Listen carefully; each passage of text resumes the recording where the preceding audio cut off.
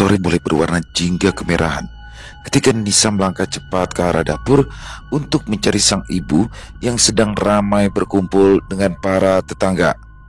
"Kenapa, Nis?" tanya Surati, ibunda dari Nisa. "Ma, ulun mau nukar bakso," katanya pelan setengah berbisik. "Sudah hampir maghrib, jangan kemana-mana dulu," ujar ibunya. Nisa cemberut.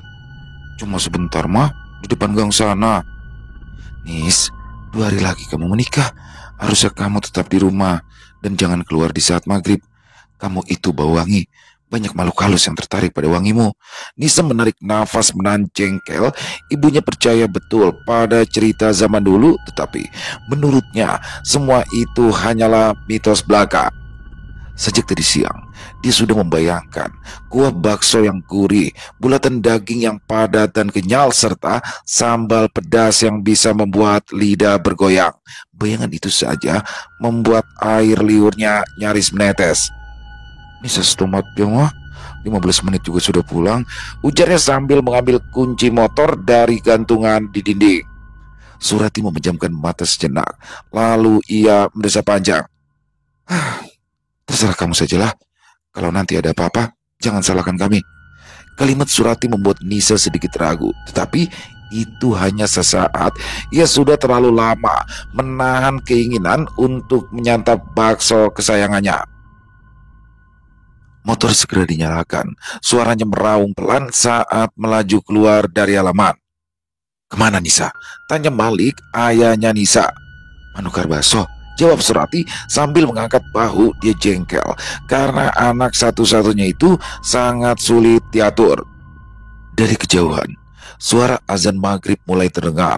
Langit berubah semakin gelap. Nisa sudah berada di ujung jalan desa berbelok ke arah jalan utama menuju ke tempat mangkal tukang bakso langganannya. Sementara itu, di bawah pohon besar dekat pertigaan desa, seekor anjing hitam yang sering berkeliaran di sana tiba-tiba saja menyala tanpa henti. Suaranya menggema, membelah kesunyian menjelang malam. Beberapa burung yang bertengger di dahan-dahan tinggi terbang beterbangan, membuat daun-daun kering berguguran ke tanah. Nisa sama sekali tidak mempedulikan semua itu. Dia sumringah karena bisa mencicipi makanan kesukaannya sebagai pengusir lelah setelah beberapa waktu ini mengurus masalah pernikahan. Bakso di dalam mangkuk mengepul hangat, disiram kuah gurih yang kaya bumbu. Nisa duduk di bangku panjang warung bakso pinggir jalan, wajahnya cerah.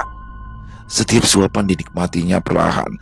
Matanya terpejam sesekali, memanjakan diri dalam kenikmatan sederhana yang sudah lama dinanti. Sambal dan kecap ditambahkan sedikit demi sedikit, menyesuaikan selera yang sudah terpatri sejak kecil. Di sekelilingnya, suasana mulai sepi. Langit telah gelap, lampu-lampu toko satu persatu padam kecuali pedagang nasi goreng yang sedang bersiap-siap buka. Nisa baru sadar waktu sudah larut ketika suara azan maghrib yang tadi terdengar samar dari masjid kini telah usai sepenuhnya. Ia menoleh ke arah jam tangan, tersentak. Tanpa berkata banyak, ia buru-buru menghabiskan sisa kuah, membayar, lalu melangkah ke motor. Aspal di sepanjang jalan pulang tampak licin. Sisa hujan sore tadi masih menggenang di beberapa titik. Lampu jalan yang redup hanya menyinari sedikit di depan. Motor melaju perlahan, menyusuri jalan yang sudah dikenalnya sejak kecil. Sesekali dia harus menghindari genangan air yang memantulkan bayangan pohon dan kabel listrik seperti garis hitam di kaca. Ketika rumahnya sudah hampir terlihat, hanya sekitar 500 meter lagi, mendadak ban depan motor tergelincir. Dalam hitungan detik, motor itu tergelincir ke kiri. Brak! Nisa terpelanting, tubuhnya menghantam tanah, kepalanya membentur batu yang keras dan kasar. Darah mulai mengalir dari pelipis, menghitam di bawah cahaya remang penerangan jalan. "Siapa itu yang raba?" "Jenguk, Bang. Pina nyaring banar suaranya." Teriakan terdengar dari rumah dekat lokasi kejadian. Seorang tetangga bergegas menghampirinya. Wajah lelaki itu berubah pucat saat melihat sosok Nisa tergeletak diam dengan wajah penuh luka dengan darah yang mengalir deras. "Nisa!" serunya panik. Nisa Raba, kasih tulungi. Teriakannya dalam waktu singkat, beberapa tetangga lain segera berdatangan. Salah satunya, di antaranya langsung mengeluarkan mobil untuk membawa Nisa ke rumah sakit. Tetapi Nisa sudah meninggal dunia ketika dibawa mereka baru sampai di depan rumah sakit. Innalillahi wa inna ilaihi roji'un. Gumam pengantara dengan wajah sendu. Sementara itu, Haris, calon suami Nisa, sama sekali belum tahu kejadian tersebut. Dia bersenandung sambil membawa handuk menuju kamar mandi. Rencananya, setelah mandi, dia ingin menelpon Nisa untuk bertukar kabar. Rumah orang tuanya di kampung ini cukup luas, sedangkan kamar mandinya terletak di ujung koridor belakang. Saat Haris mendorong pintu kamar mandi, lampu menyala redup, udara di dalam terasa lebih dingin dari biasanya, seperti baru saja disiram air es. Haris sempat menggigil. Tidak biasanya udara sedingin ini, mungkin karena tadi sore turun hujan deras. Baru beberapa langkah masuk, saat tangannya mengaitkan handuk ke gantungan, telinganya menangkap suara tangisan lirih. Ding, panggilnya. Dia mengira jika sang adiklah yang menangis, tetapi segera meragukan kemungkinan tersebut karena adiknya tadi sedang asik menonton televisi. Dahi Haris berkerut karena suara tangisan tersebut malah terdengar semakin jelas. Dan yang lebih menakutkan, suara itu bukan terdengar dari luar, melainkan ada di dalam kamar mandi bersamanya. Haris diam terpaku, bulu kuduknya berdiri karena ngeri. Dia menoleh cepat ke arah bak mandi, mengira ada kepala yang muncul dari dalam sana. Syukurlah, tidak ada siapa-siapa. Meski begitu, Haris kehilangan niat untuk mandi. Tangannya segera meraih gagang pintu hendak keluar dari kamar mandi. Tapi ketika pintu itu dibuka, langkahnya langsung terhenti di ambang pintu. Hanya berjarak sejengkal, di depan wajahnya berdiri sosok perempuan dengan pakaian putih lusuh. Rambutnya yang panjang terurai menutupi sebagian wajah, meneteskan air seolah baru keluar dari sumur. Tapi yang paling mengerikan adalah kepalanya berlumuran darah, ada luka retak di bagian pelipis, sebagian kulitnya koyak memperlihatkan daging merah. Tangan Haris gemetar, begitu juga kakinya. Ia mundur satu langkah, tak mampu bersuara, mulutnya terbuka lebar tanpa bisa mengucapkan apa-apa. Perempuan di depannya kembali menangis sambil pelan-pelan mendongakkan kepala. Wajah yang terlihat di balik rambut itu membuat jantung Haris membeku. Matanya putih semua, mulutnya robek seperti disayat benda tajam sehingga tertarik sampai ke telinga. Dari lukanya darah terus menetes, menodai lantai yang bersih. Haris ingin berteriak tapi suaranya tertahan di tenggorokan. Tangannya refleks menutup mata. Tanpa pikir panjang, Haris menyentakkan tubuhnya mundur sampai membentur tembok di belakang. Di luar kamar mandi, suasana rumah tetap tenang. Ibu dan adiknya sedang menonton televisi, tak tahu apa yang terjadi di belakang rumah. Sementara itu di kamar mandi, sosok berdarah itu masih berdiri di ambang pintu kamar mandi, menghadap ke arah Haris yang terduduk lemas di lantai dengan mata tak berkedip. Sementara itu, di ruang tamu juga terjadi keributan. Terdengar suara kursi tersenggol kaki, suara mengadu, disusul langkah kaki tergesa. Haris, Haris, panggilan panik menyusup ke telinga Haris yang terduduk di lantai dalam keadaan berkeringat dingin. Haris, kamu di mana, nak?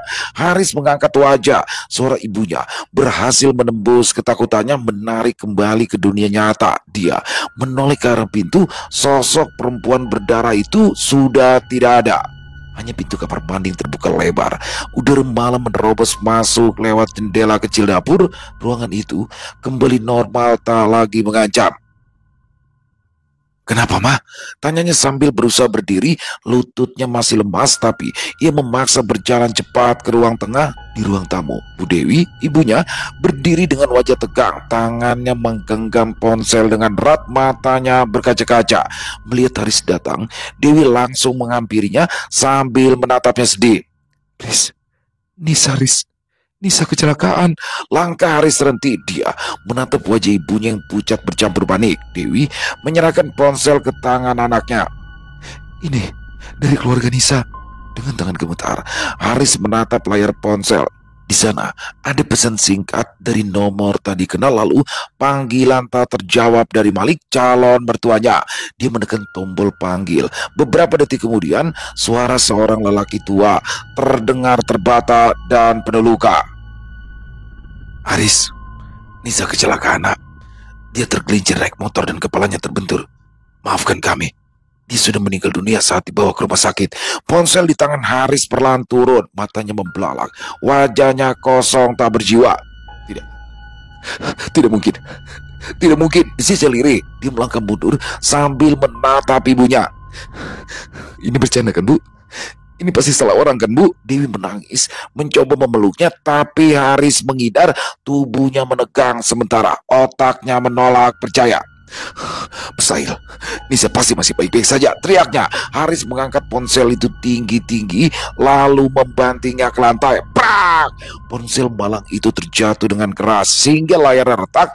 Alat komunikasi itu hancur berantakan di atas lantai keramik. Haris memejamkan mata, sementara nafasnya memburu dengan cepat. Dadanya terasa sesak, seperti diremas dari dalam. Dia menggenggam rambutnya sendiri, mencoba mencari celah untuk bisa berpikir jernih. Dewi hanya bisa berdiri sambil menangis tertahan. Dia tahu kehilangan ini bukan hal yang mudah untuk diterima, terlebih 2 hari lagi Haris dan Nisa seharusnya duduk berdampingan sebagai suami istri. Seminggu kemudian, hujan semalam menyisakan hawa lembab yang menempel di dinding kamar Haris. Beberapa hari ini, hujan terus turun, seakan ikut masuk merasakan kesedihannya. Tirai penutup jendela tak tertutup sempurna, membiarkan cahaya lampu jalan merembes masuk melalui jendela. Udara di dalam kamar itu sesak, seolah waktu berhenti bergerak sejak Nisa dimakamkan 3 hari yang lalu. Di depan pintu kamar, Vita berdiri dengan nampan berisi sepiring nasi, tempe goreng, dan semangkuk sayur bayam. Wajahnya cemas, tubuhnya juga terasa lelah, apalagi kedua orang tuanya mendadak pergi keluar kota untuk urusan bisnis, sehingga dialah yang bertugas menjaga rumah serta mengurus kakaknya yang kini seperti mayat hidup. Vita mengetuk pintu pelan. Kak, Haris, makan bang. Jangan sampai jadi sakit karena perutmu kosong, ujarnya lembut. Tidak ada jawaban. Vita menghela nafas berat. Dia sebenarnya tidak tega dengan Haris. Dirinya pun belum tentu kuat jika menghadapi masalah serupa. Vita tahu kakaknya itu sangat mencintai Nisa. Dia rela memohon-mohon pada orang tua mereka agar diizinkan menikah dengan Nisa yang berasal dari keluarga sederhana. Kak, ulun masuklah, ucapnya. Setelah menunggu cukup lama, Vita memberanikan diri memutar knop pintu. Syukurlah karena tidak dikunci. Vita mendorongnya pelan, lalu melangkah masuk dengan hati-hati. Aroma apek menyambutnya. Lampu kamar belum dinyalakan, tapi cahaya dari ruang tamu menerobos masuk melalui jendela untuk memperlihatkan isi ruangan. Haris terbaring terlentang di ranjang. Rupanya dia tidak memejamkan mata, tatapannya kosong ke arah langit-langit. Tubuhnya kaku, masih mengenakan kaos abu-abu dan celana olahraga yang sama sejak kemarin. Rambutnya acak-acakan, pipinya basah oleh air mata yang belum mengering. Entah sejak kapan ia terakhir kali bicara. Yang jelas, sejak pulang dari pemakaman Nisa, ia tidak pernah keluar kamar. Vita menghela nafas panjang. Ia berjalan ke dalam dan menaruh piring nasi di meja kecil dekat ranjang. Kamu itu laki-laki, Kak. Mau sampai kapan menangis terus? Katanya, mencoba tegas meski suaranya tetap lembut. Kalau kamu begini terus, kan Nisa juga tidak bisa tenang di alam sana. Ucapan itu langsung mengenai Haris. Dia langsung bangkit dari posisi tidurnya. Tangannya menyambar piring nasi yang baru saja diletakkan Vita. Brak! Piring itu terlempar ke lantai. Pecahan kaca berserakan bersama nasi yang tercecer. Tempe pun hancur bersama kuah sayur. Suara piring pecah itu memecah keheningan rumah. Vita menjerit pelan dan mundur selangkah. Matanya terbelalak. Ia tidak mengira jika kakaknya akan bersikap kasar. Haris berdiri dengan nafas memburu, matanya marah, menatap adiknya tajam. Jangan pernah berani membicarakan soal perasaanku. Ikam kada pernah tahu rasa sakitnya, teriaknya parau. Vita tercekat, lalu tak berani bicara lagi. Yang bisa dilakukan hanyalah berdiri diam, memperhatikan kakaknya ambruk kembali ke ranjang. Haris berbaring memungkunginya, tenggelam dalam kesedihan yang nyaris melumpuhkan. Rumah mereka sunyi kembali, hanya suara hujan gerimis dari luar yang perlahan mulai terdengar. Perlahan, Vito memilih keluar dari kamar kakaknya yang sudah tidak bergerak lagi. Tangannya terluka karena membersihkan pecahan kaca yang berhamburan di lantai. Dia takut kakaknya akan terinjak pecahan kaca itu. Tangan kiri Vita memegangi luka di telapak tangan kanan. Ia berjalan cepat ke arah dapur untuk mengambil kain lap dan botol betadin. Sepanjang lorong rumah, suara gemertak sisa hujan yang menetes dari talang seng terdengar dengan samar. Setelah mengambil kotak P3K, ia duduk di ujung sofa ruang tamu. Lututnya terasa lemas karena melihat darah. Vita membuka tutup botol betadin dengan gigi, lalu menuangkan ke luka yang menganga di telapak tangan.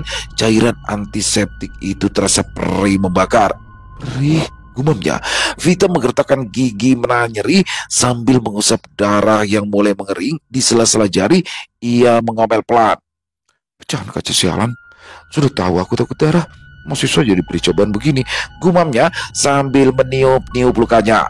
Vita hendak membalut lukanya menggunakan kasa steril ketika pandangannya tiba-tiba saja menangkap sesuatu di sudut mata tepat di ujung sofa sebelah kiri. Vita membeku. Dia hanya berdua dengan Haris di dalam rumah. Lalu siapa orang itu? Pada awalnya Vita mengira jika yang dilihatnya hanyalah bayangan atau permainan cahaya dari luar. Tapi ketika ia menoleh sepenuhnya, jantungnya serasa dipukul begitu keras. Tepat di ujung sofa berdiri sosok perempuan dengan pakaian putih compang-camping. Rambutnya panjang menutupi sebagian wajah. Darah mengalir dari pelipisnya, dari bibirnya yang sobek, dan dari sekian banyak luka lainnya. Kulit di lengan dan lehernya terkelupas seperti daging terbakar. Vita ingin berteriak, tapi suaranya tidak keluar. Tenggorokannya tercekat. Tangan yang tadi memegang kasa terkulai lemah di pangkuan. Ya, itu adalah wajah Nisa.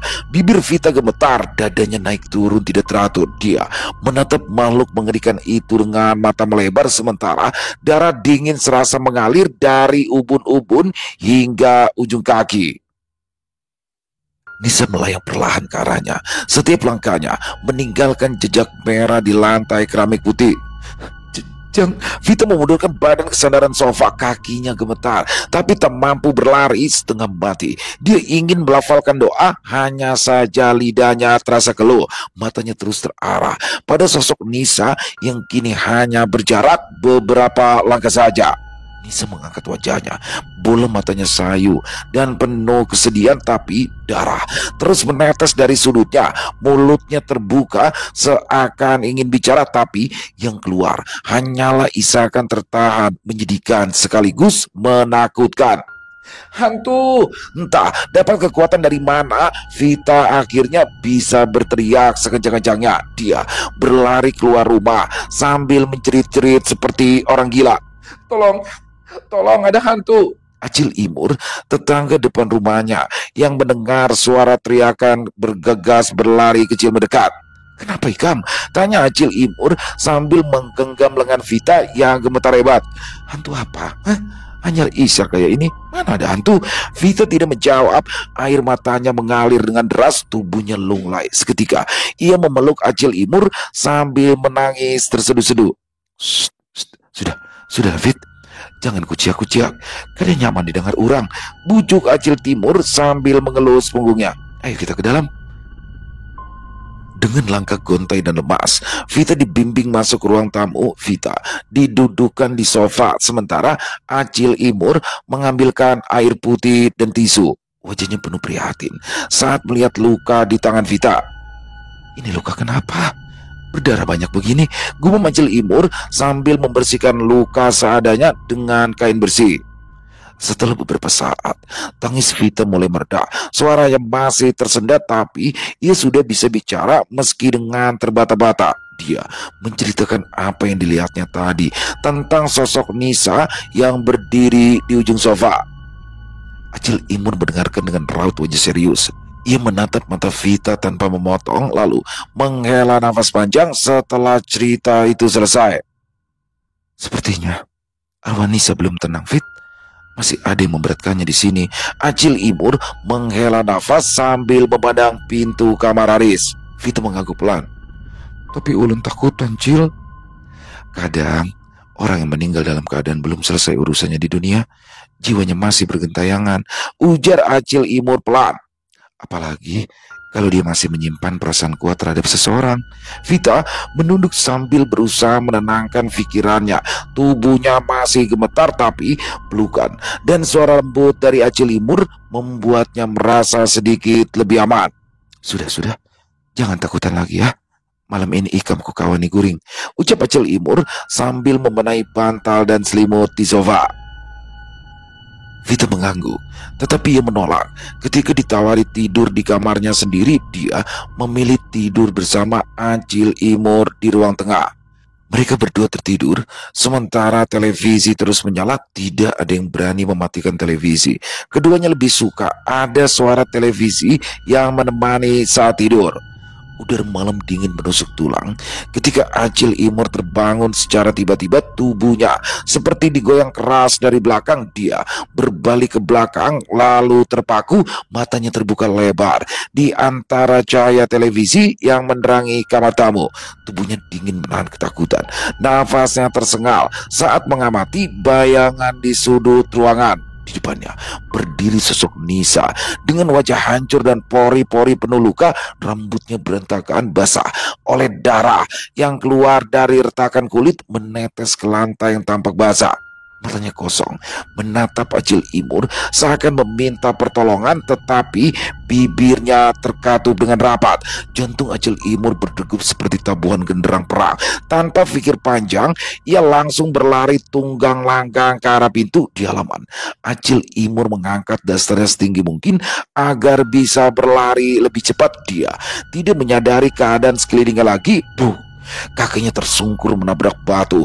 Terdengar suara saat lututnya menghantam permukaan tanah. Nyeri luar biasa menyergap, darah mengucur dari luka lebar yang ada di pahanya. Akan tetapi, rasa takut membakar seluruh sarafnya, mendorong Acil Imur untuk segera bangkit meski lututnya gemetar, nyaris tak mampu menahan beban tubuh. Ketika tubuhnya hampir tegak, pandangannya tertuju pada sepasang kaki pucat yang melayang tepat di depan matanya. Kaki itu kotor, kulit terkelupas di mana-mana, darah yang sudah mengering membentuk kerak terlihat semakin menjijikan karena belatung berlompatan di sela-sela luka. Pemandangan di depan matanya itu membuat kepala Acil Imur terasa berputar. Pandangannya kabur seketika. Dia tidak ingat lagi bagaimana caranya berlari menyeberangi halaman rumah Vita yang dia rasakan. Hanya ketakutan mengalir deras dalam darahnya. Tanpa mengenal ragu, Acil Imur menabrak pintu depan rumahnya. Dentuman keras terdengar. Pintu kayu itu bergetar dan terbuka mendadak. Cahaya lampu ruang tamu menyambutnya, menyoroti wajahnya yang pucat pasi dan matanya yang terbelalak. Semua penghuni rumah terkejut. Semua keluarga Acil Imur terbangun, tergesa-gesa menuju ke depan dengan mata besar, memandang orang yang baru saja muncul. Kenapa, Mah? Tanya Paman Rahmat, suaminya. Acil Imur terhuyung ke dalam. Lututnya terantuk kursi tamu dan ia terjatuh lagi. Darah mengalir dari luka lututnya mencemari lantai papan. Suaranya tercekat saat ia meratap.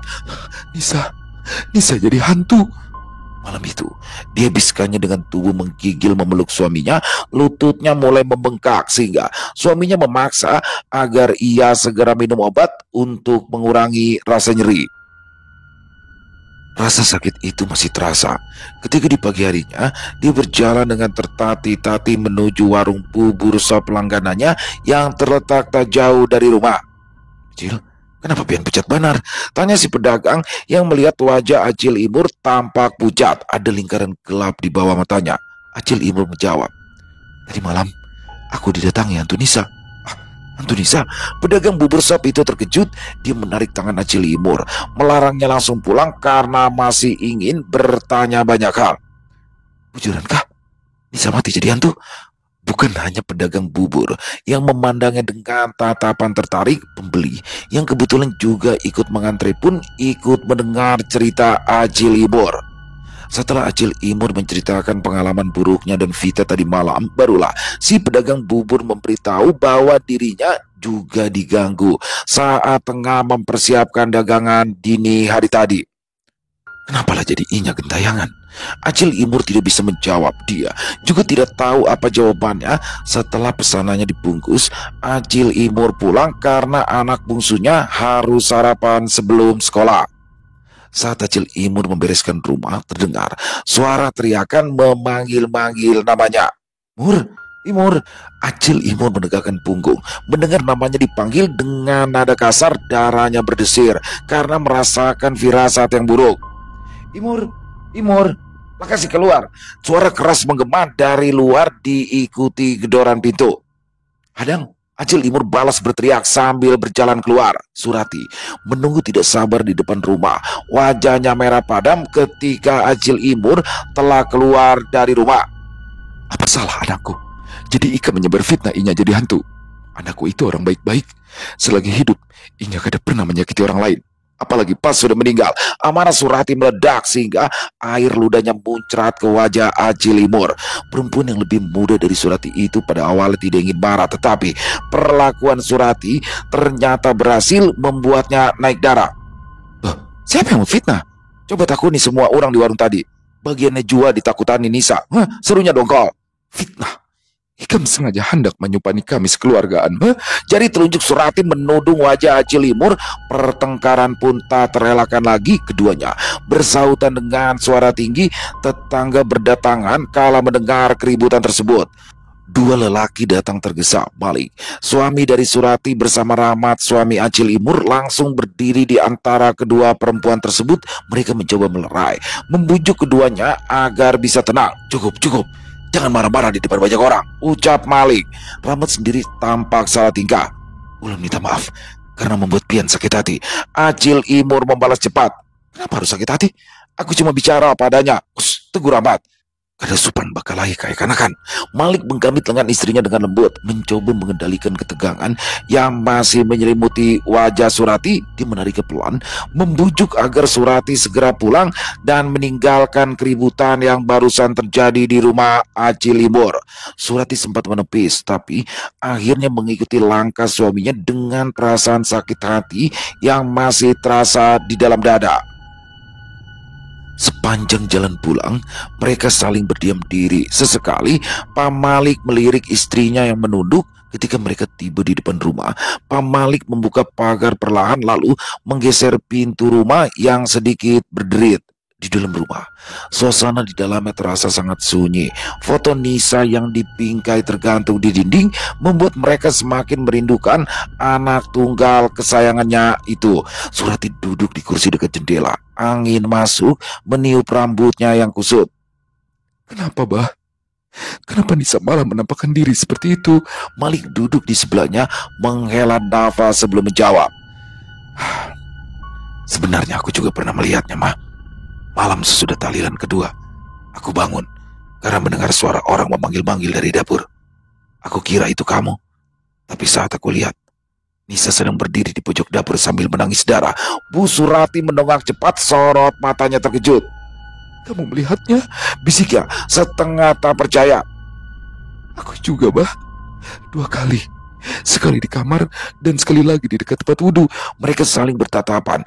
Ada rasa takut bercampur sakit yang mereka simpan sendiri selama ini. Baru kini mereka tahu tengah memendam perasaan yang sama. Mungkin karena kita belum ikhlas, ucap Pak Malik pada akhirnya. Lagi pula, kata orang zaman dulu, koin orang yang baru meninggal memang akan berkeliaran di sekitaran rumahnya selama 40 hari lamanya. Surati mengangguk pelan. Ia menduduk lalu menyeka sudut matanya. Aku sebenarnya malu, Bah. Pak Malik menggenggam tangan istrinya, mencoba memberikan ketenangan. Besok malam, pengajian 7 hari setelah Nisa meninggal. Kita undang 40 orang dan kita panggil Ustadz Ibrahim. Mungkin setelah didoakan, Nisa bisa menjadi lebih tenang. Iya, aku juga akan mengikhlaskan kepergian Nisa. Aku tidak mau diterumbang-ambing di dunia ini terus. Pengajian besok malamnya berlangsung dengan khusyuk. Ruang tamu dipenuhi para tetangga yang duduk bersila mengenakan pakaian rapi. Usai acara, para ibu-ibu dengan sigap membantu membereskan sisa sajian dan membawa piring-piring kotor ke dapur. Suasana sempat cair, terdengar obrolan ringan dan tawa kecil saat mereka mencuci dan menyusun kembali peralatan makan. Dapur yang biasanya sepi, malam ini ramai oleh suara percikan air, denting sendok, dan piring serta tawa mereka. Akan tetapi, suasana riang itu berubah ketika terdengar isakan lirih, pada awalnya lirih, lalu menjadi lebih kencang. Beberapa perempuan tetangga saling memandang, mengira ada yang sedang menangis. Anak siapa yang menangis? Bukan, itu bukan suara anak-anak, kata yang lebih dekat dengan suara tangisan. Julak Suratika yang menangis? Bisa, tapi asalnya mulai belakang sana. Apa Julak Surati menangis di sana? Tanya salah satunya sambil menengok ke arah pintu belakang dapur yang terbuka sedikit. Saat itulah mereka melihat sosok yang sejak tadi menangis. Ada perempuan yang berdiri di dekat tempat penampungan air. Gadis itu mengenakan daster putih dengan rambut panjang yang menjuntai menutupi wajah. Bahunya berguncang pelan menahan isak. Suara tangisnya lirih menyayat hati. Astagfirullah, bisik seorang ibu sambil mundur ke belakang. Sosok berdaster putih itu mengangkat kepalanya perlahan, dan saat wajahnya terlihat, semua orang terdiam membeku. Wajah Nisa tampak pucat pasi dengan mata membelalak, darah menetes dari pelipis hingga ke dagu. Kulitnya terkelupas di beberapa bagian memperlihatkan daging yang membusuk. Mulutnya menyeringai lebar, tetapi dari sela-sela bibir itu keluar suara tangisan pilu. Bau busuk menyengat seperti bangkai yang lama dikubur. Hantu! Hantu! Para ibu-ibu tetangga itu berhamburan keluar dari dapur. Lusinan piring terjatuh dan pecah di atas lantai. Air sabun muncrat kemana-mana.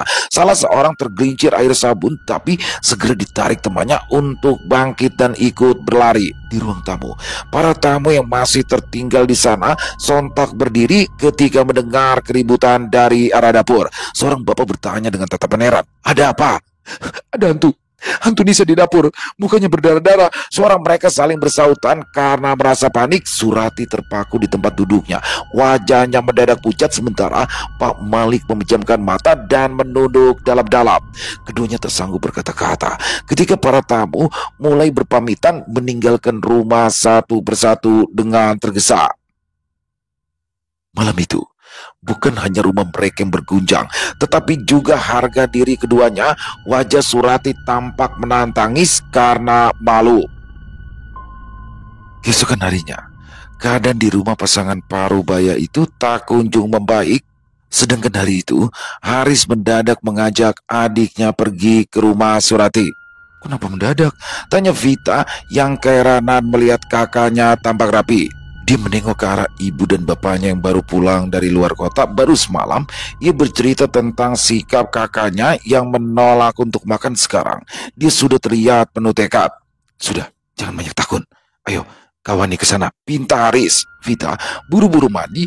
Dia rela melakukan apa saja asal kakaknya kembali memiliki semangat hidup. Akan tetapi, perasaannya yang tadi menggebu-gebu perlahan berubah sayu saat tiba di depan rumah mendiang Nisa. Vita memegang tangan kakaknya yang gemetar. Keringat dingin membasahi telapak tangannya. "Pian, gak ada apa-apa?" tanya Vita ragu. "Kalau masih belum sanggup, kita balik dulu." Ajakan Vita untuk menunda pertemuan itu membuat Haris tersadar. Dia menegakkan punggung, lalu menarik tangan adiknya untuk terus maju. Pintu terbuka sebelum mereka sempat mengetuk. Malik berdiri di ambang pintu dengan sorot mata lelah. Rambutnya yang mulai memutih tertata rapi. Ada gurat duka yang dalam di wajahnya. "Ayo masuk," ucapnya pelan. Haris menunduk sopan. "Assalamualaikum, Mbah." "Waalaikumsalam." Pak Malik menepi memberi jalan. Vita mengganggu kecil lalu memilih duduk agak di belakang. Beberapa bingkai foto Nisa masih tergantung di dinding dan salah satunya menunjukkan gadis itu tengah tersenyum. Haris menatap sedih ke foto kekasihnya agak lama. Pak Malik duduk berhadapan langsung dengannya. "Kayak apa kabar, Muris?" Haris meneguk ludah beberapa kali. Dia memandangi jari tangannya cukup lama sampai akhirnya memberanikan diri menatap Malik. "Bah, sebenarnya ulun kesini karena harus memberitahu Pian sesuatu." Vita menatap bengong ke arah kakaknya. Pak Malik mengerutkan alis. "Apa itu?" "Kematian Nisa ada kaitannya dengan mama kami." Kak, Vita tidak mengerti arah tujuan ucapan kakaknya. Begitu juga dengan Pak Malik. Haris melanjutkan dengan suara bergetar. "Mungkin Abah pernah mendengar dari Nisa. Setelah saya melamar Nisa, Mama sempat marah besar. Katanya, jujuran yang diminta Pian itu terlalu tinggi. Dan kata Mama lagi, buat apa jujuran tinggi-tinggi? Sedangkan Nisa hanyalah anak pedagang sayur yang tidak punya kelebihan apa-apa." Vita menunduk, tak sanggup menatap wajah Pak Malik. Dia memang sempat mendengar pertengkaran kakak dan ibunya. Malik memalingkan wajah, rahang yang mengeras, matanya basah, tetapi berhasil ditahan agar tidak menetes dalam hatinya. Amarah dan kesedihan bercampur menjadi satu. "Lalu, kenapa kalian tetap melanjutkan hubungan?" tanyanya dingin. Haris menghela nafas. "Setelah Mama bicara dengan Abah, akhirnya mereka setuju untuk lanjut ke pernikahan. Awalnya, saya kira itu karena Abah berhasil membujuk Mama." Dia tersenyum pahit saat mengingat ibunya yang mendadak bersikap sangat baik pada Nisa. Gadis itu sering diajak jalan-jalan berduaan saja dengan ibunya. Bahkan ibu Haris rela membuatkan makanan kesukaan Nisa. Tiap kali ia diajak ke rumahnya, Haris sempat merasa senang dengan ketika dia dan Vita dilarang ikut memakannya. "Itu khusus buat Nisa, bukan untuk kalian." Ibunya melotot saat Vita mengulurkan tangan ingin mencomot amparan tatak di atas meja. "Mama pilih kasih," rajuk Vita pada hari itu. Sementara Haris tersenyum bahagia karena mengira jika ibunya telah menerima Nisa sebagai menantunya. Tetapi Haris telah salah sangka. Semua prasangka baik yang pernah dirasakannya hancur berantakan saat mendengar obrolan kedua orang tuanya tadi malam. Mereka mengira dia sudah tidur sehingga keduanya berbicara dengan suara normal. Haris yang terbangun karena ingin buang air kecil merasa heran melihat ibunya menatap rakus pada dua tas besar yang tergeletak di atas lantai. Haris mengintip dengan hati-hati, mulutnya terbuka lebar ketika melihat kedua tas itu penuh, terisi dengan uang pecahan 100 ribuan. Wajah ibunya tampak berseri-seri saat menghitung uang di dalam tas. Perempuan yang dulu sangat dihormati Haris itu berbicara dengan senang. "Kali ini kita untung besar, Bah. Benar katamu waktu itu, Nisa adalah tumbal yang sempurna untuk pesugihan kita." Badan Haris langsung terasa dingin kala mendengar ucapan ibunya. Dia ingin tidak percaya dengan apa yang didengar, tetapi tumpukan uang di dalam tas menjadi bukti nyata bahwa ibunya serius. Ditambah lagi, selama ini ayahnya memang tidak punya pekerjaan tetap. Mereka hanya memiliki satu toko kecil yang menjual perabotan plastik. Namun penghasilan toko kecil itu ternyata bisa lebih dari cukup. Mereka memiliki rumah besar, sawah beberapa hektar, mobil dan motor terbaru, sesuatu yang sepertinya sulit didapatkan kalau hanya mengandalkan toko kecil itu. Dia ingin masuk ke dalam kamar orang tuanya untuk mengkonfirmasi kebenaran tentang yang baru saja didengarnya, tetapi akal sehat Haris berhasil menahannya. Begini, dia memutuskan untuk menceritakan kejadian tersebut pada orang tua Nisa karena Haris merasa bertanggung jawab. Kalau saja dia tidak bersikeras untuk menikahi Nisa, mungkin kekasihnya itu masih hidup. "Keluar kalian sekarang juga!" Kedua mata Pak Malik memerah. Tanpa melakukan perlawanan, Haris menarik tangan Vita dan segera pergi. Wajah Pak Malik menegang, dadanya naik turun menahan emosi. Dia memandangi mereka berdua yang berjalan menjauh, lalu menoleh ke dalam rumah. Tempat kenangan tentang Nisa masih sangat terasa. Kabar tentang keluarga Haris yang diduga menumbalkan Nisa untuk pesugihan mulai tersebar dengan cepat seperti api yang menyambar dedaunan kering. Dalam waktu singkat, puluhan warga telah berkumpul di depan rumah keluarga Haris. Wajah mereka merah padam oleh amarah. Tangan mereka menggenggam batu, kayu, dan apapun yang bisa dilemparkan. "Keluar! Keluar kalian, teriak salah satu di antara mereka. Batu pertama meluncur, menghantam jendela depan hingga pecah berkeping-keping, lalu menyusul batu-batu lainnya menghantam tembok, pintu, dan atap rumah. Jeritan Bu Dewi terdengar dari dalam rumah, diiringi suara kaca pecah dan benda-benda yang jatuh berantakan. Jangan, kami tidak salah. Kami cuma suara Ibu Haris terputus ketika batu menghantam pintu depan yang mulai rusak. Suaminya berusaha menahan daun pintu yang nyaris copot. Nafasnya memburu. Haris, ambil barang-barang yang penting, cepat. Haris hanya berdiri di dekat ruang tengah. Matanya sayu, tubuhnya gemetar. Dia tahu ini semua berawal dari pengakuannya terhadap orang tua Nisa. Apa boleh buat, memang sudah seharusnya begini. Vita mencoba menarik lengan Haris agar bergerak. Cepat kak, kita harus pergi. Suara lemparan batu itu tidak berhenti. Seorang warga bahkan sudah berusaha memanjat pagar. Kalian bukan manusia, pergi dari kampung kami sebelum kami bakar rumah kalian sekarang juga. Dengan langkah limpung, Ibunda Haris menyeret koper besar ke arah pintu belakang. Bapak Haris membantu memanggul tas dan bungkusan. Mereka semua berusaha keluar dari rumah tanpa melalui pintu depan yang sudah dikepung, tapi masa terlalu cepat. Beberapa warga sudah mengepung sisi belakang rumah. Akhirnya kepala desa datang membawa beberapa perangkat desa dan juga ketua RT. Cukup. Jangan bertindak main hakim sendiri. Sudah, biarkan mereka pergi. Bentaknya lantang, suasana kacau sempat mereda sesaat, tetapi tatapan mata warga tetap menyala penuh kebencian. Dengan wajah tertunduk menahan malu, keluarga Haris berjalan menjauh dari rumah mereka. Mereka tidak membawa banyak, hanya koper, beberapa tas, ditambah rasa malu yang terasa menyesakkan dada. Di belakang mereka, rumah yang dulu tampak megah kini sudah dibakar oleh massa. Sementara yang lain mengutuk kepala desa yang dianggap terlalu menyepelekan masalah tersebut. Konon, setelah kejadian itu, Haris sering ditemukan berjalan sambil berbicara seorang diri di jalanan. Rambutnya gondrong aut-autan, badannya kotor karena tidak pernah mandi. Sedangkan keluarga Haris yang lain tidak pernah diketahui lagi kabarnya. Selesai. Wow, luar biasa. Kisah dari Kenanga Kinasi selalu ya. Plot twist di endingnya bener-bener gak nyangka banget nih. Bagaimana ternyata Nisa, kematiannya yang memang murni kecelakaan pada awalnya terlihat, tapi ternyata di situ ada campur tangan gaib ya teman-teman ya. Tapi Nisanya juga bandel banget sih. Kan memang nggak di Kalimantan, nggak di mana ya. Kalau calon pengantin itu kan memang benar-benar dijaga. Jadi biasanya malah kalau di Jawa dipingit dia tuh. Ini maghrib keluar cuma pengen beli bakso. Udah dibilangin sama ibunya jangan, tapi masih nekat. Akhirnya ya terjadilah itu.